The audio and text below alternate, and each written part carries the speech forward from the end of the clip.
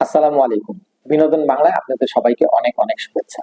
সাফ women's football 2026 Bangladesh তাদের semifinal খেলায় নেপালকে 2-1 গোলে পরাজিত করে ফাইনালে উন্নীত হয়। এই নিয়ে বাংলাদেশ তৃতীয়বারের মতন সাফ উইমেন্স ফুটবল টুর্নামেন্টের ফাইনালে উন্নীত হয়। 2022 এবং 2024-এর যে ফাইনাল সেটা একটু ভিন্ন ছিল।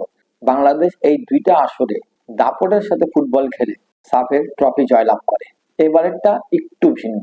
এবার 2026-এর সাফে বাংলাদেশের মেয়েদের শেকি এবং ছন্ন ছাড়া ফুটবল খেলতে দেখা যাচ্ছে। সেমিফাইনালে কিন্তু বাংলাদেশ নেপালকে মাঠের খেলায় পরাজিত করতে পারে নাই। বাংলাদেশের ভাগ্য সহায়ক ছিল, যার কারণে বাংলাদেশ এই ম্যাচটা জয়লাভ করে ফাইনালে উন্নীত হয়।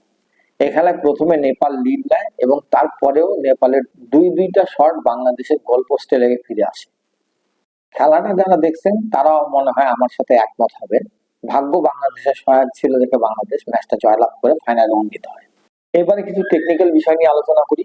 পিটার বাটলার মালদ্বীপ এবং ইন্ডিয়া ম্যাচের মতো সেমিফাইনাল নেপালের সাথেও তার পছন্দের একাদশ মাঠে নামায়, আর যার ফলশ্রুতিতে আমরা প্রথম দুইটা ম্যাচের মতো সেমিফাইনাল ম্যাচেও অচেনা বাংলাদেশকে দেখতে পাই। খেলার শুরু থেকেই নেপাল বাংলাদেশকে চাপের মধ্যে রাখে এবং খেলার 26 মিনিটের সময় তারা কাঙ্ক্ষিত গোলটি আদায় করে নেয়। খেলার শুরু থেকে 39 মিনিট পর্যন্ত বাংলাদেশের মেয়েরা অফ টার্গেট বলেন অন টার্গেট বলেন একটা শট নেপালের গোল পোস্টে করতে পারে। 40 মিনিটের মাথায় যখন পিটার বাটলার দুইটা পরিবর্তন আনে, শামসুন্নাহার জুনিয়র এবং তোহরা খাতুনকে মাঠে নামায়, এরপরই বাংলাদেশ বলতে পারেন খেলায় ফিরে আসা শুরু করে এবং প্রথমার্ধের 45 মিনিটে খেলার অ্যাডেড যে টাইমটা 4 মিনিট, সেই 4 মিনিটের প্রথম মিনিটে বাংলাদেশ একটা কর্নার আদায় করে। ঋতুপর্ণা কর্নার থেকে যে সেট পিসটা নেয় সেটা নেপালের গোলকিপার আঞ্জিলাকে ফাঁকি দিয়ে সেকেন্ড পোস্টে যে লাগে এবং তারপর বলটা জালে জড়ায়। অসাধারণ একটা গোল করে, যেই গোলে যায় এবং বাংলাদেশ খেলায় ফিরে আসে। বলতে পারেন এইটাই ছিল বাংলাদেশের টার্নিং পয়েন্ট।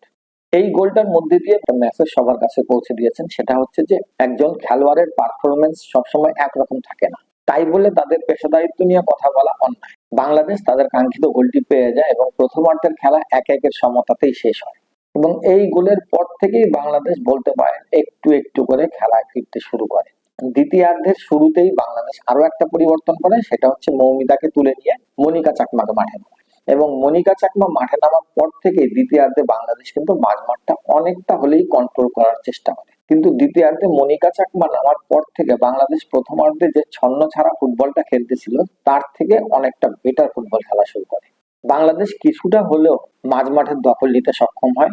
দ্বিতীয়ার্ধের 64 মিনিটের সময় শামসুন্নাহারের রাইট উইং থেকে একটি বল কাটব্যাক করে ডি বক্সে ফেললে সেই বলটা মনিকা যখন হেড করতে যায় তখন নেপালের ডিফেন্ডার বিমলা বিকের সাথে একটি সংঘর্ষ হয়। সেখানে মনিকা মারাত্মকভাবে ইনজুর্ড হয়। মনিকার পক্ষে কোনোভাবেই খেলাটা কন্টিনিউ করা সম্ভব হচ্ছিল না, যার কারণে কুলিং ব্রেকের সময় মনিকাকে তুলে নিয়ে সেই জায়গায় দীপাকে মাঠে নামায় এবং মনিকার সেই জায়গাতে সায়েদা আক্তার দীপা বলতে পারেন অনেকাংশেই সেই শূন্যতাকে পূরণ করতে সক্ষম হয় এবং এই সময়ের মধ্যেই আনিকা রানিয়া সিদ্দিকীকে তুলে নিয়ে সাগরিকাকে মাঠে নামানো হয়। 71 মিনিটের সময় সাগরিকা যখন মাঠে নামে, বলতে পারেন এই পরিবর্তনটাই বাংলাদেশকে জয় এনে দেয়।